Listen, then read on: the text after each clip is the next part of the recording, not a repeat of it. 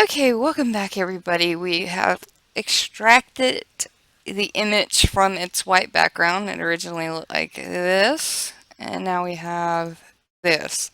So there is a little solution because this is a little too transparent. It looks like you got gray hairs. There is a solution to do this. It's a little tedious, but the results is pretty good. So what we're going to do, I'm going to zoom into the hair. And I am going to grab the lasso tool over here. Make sure you got the lasso tool. You're just going to draw a selection on the hair. Just a big old selection. Then you're going to hit Control J, which will take that selection and put it on its own little layer. You're going to now have this new layer with that patch of hair, and you're going to go up here to multiply. And then you want to clip the layer by holding Alt, and you should see that little emblem with a square with a down arrow. That means it's clipping. And then you're going to move it, see how, like so. And it clips it. And then what you got to do is come in here with the eraser, not the paintbrush, the eraser, and kind of delete it. I'm having trouble seeing it because of the angle of this laptop. It will give you kind of a darkened effect along the edges.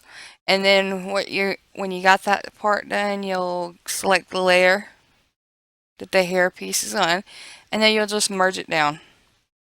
That way you don't have a gazillion layers unless you want to. Of course, you can keep it. That's always up to you. Then you need to do it again. Oop, I don't want that. I want something like that. And then hit Control J again. This is what I'm talking about. It's just that you have to keep pretty much doing the same thing over and over again. But the results is pretty awesome. I'm not going to do this on every little piece of hair right now. I'm just going to do this piece, and then I'll go into other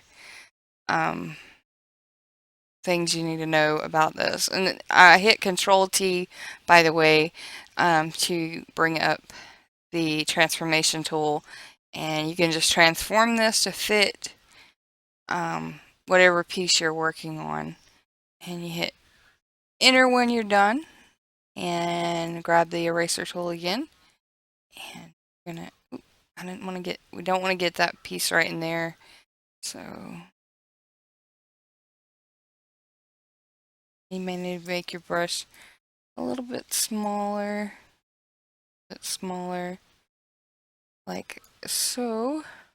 Oops. And Control Alt Z or Z will bring your undo it multiple times. If you hit Control Z, it'll only go back one step, but Control Alt and Z or Z will give you multiple steps. And you just keep doing that in all these little transparent gray areas to make it look more like it's supposed to be, and you can get really picky about deleting these kind of edges. So yeah, and then you just merge it down. I'm not going to go into all that.